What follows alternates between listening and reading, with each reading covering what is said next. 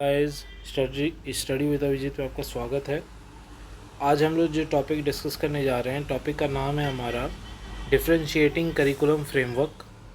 और ये टॉपिक तो वैसे इम्पॉर्टेंट है, बट इसके बारे में ज़्यादा कुछ कंटेंट प्रोवाइड आपको कहीं जल्दी मिलेगा नहीं।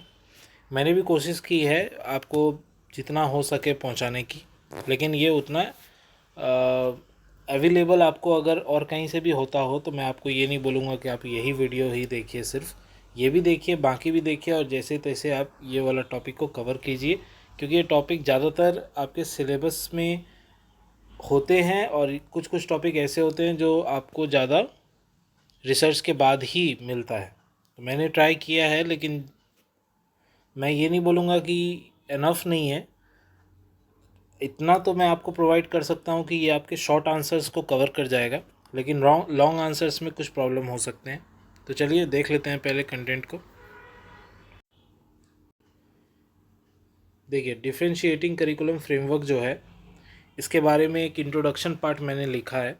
Differentiated curriculum is a learning process that ideally meet the academic need and interest of every student. यानी कि डिफरेंशिएटिंग करिकुलम फ्रेमवर्क जो है वो एक लर्निंग प्रोग्राम है या प्रोसेस है जो एक तरह से हमारे जो एकेडमिक नीड्स हैं और स्टूडेंट के जो इंटरेस्ट हैं उन्हें पूरा करता है।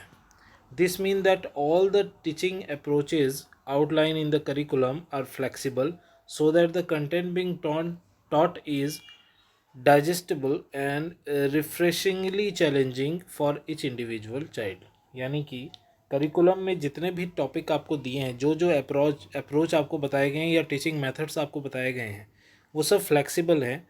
वो according to situation, according to the need of the child वो बदल सकते हैं। Grouping, varying amount of time or changing the task are the most common type of differentiation. As far as grouping goes, student can be grouped by the ability level, interest and intermind level of the understanding।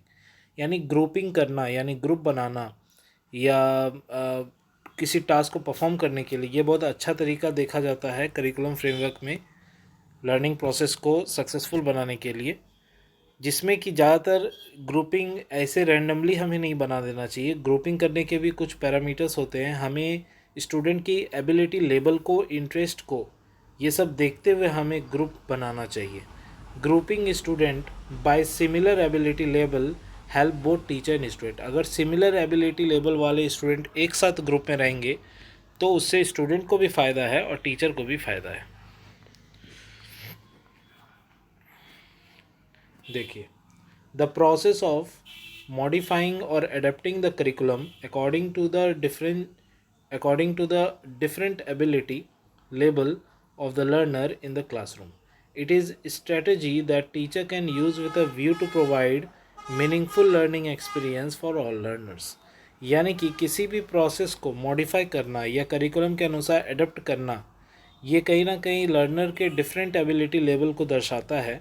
और ये कहीं ना कहीं एक strategy भी बन सकती है टीचर की कि वो एक मीनिंगफुल लर्निंग एक्सपीरियंस प्रोवाइड कर सके लर्नर को। A curriculum framework A curriculum framework is an organized plan or set of standards for learning outcome that define the content to be learned in terms of clear, definable and standard of what the student would know and be able to do। यानी कि curriculum framework जो है एक तरह से इसके आप organise plan कह सकते हैं, या फिर सेट ऑफ स्टैंडर्ड्स कह सकते हैं, या फिर लर्निंग आउटकम कह सकते हैं, जिसमें मेनली कंटेंट जो है वो लर्नर को बहुत क्लियरली अच्छे से बताया जाता है, उन्हें स्टैंडर्ड्स में बांटा जाता है, स्टूडेंट उन्हें समझते हैं और फिर परफॉर्म भी कर पाते हैं। The framework is the second step. ये करिकुलम हुआ, दूसरा है फ्रेमवर्क। फ्रेमवर्क करना हमारा दूसरा स्टेप होता है, जिसमें हम डिफ़ाइन क्लियरली करते हैं, हाई स्टैंडर्ड्स की बात करते हैं, which will be achieve by all students. तो एक तरह से ये इंट्रोडक्शन कह लीजिए या कंक्लूज़न कह लीजिए, टॉपिक इतना सा ही है मेरे पास अवेलेबल अभी तक के लिए। तो उसके बाद नेक्स्ट टॉपिक आ जाता है, लेकिन इससे रिलेटेड आपको मैं कुछ और पॉइंट्स दिखाना चाहूँगा। देखिए, हम लोग आ गए हैं आपके थंबनेल में। आप यहाँ देख सकते हैं कि मैंने एक चार्ट को यहाँ पर डाला था।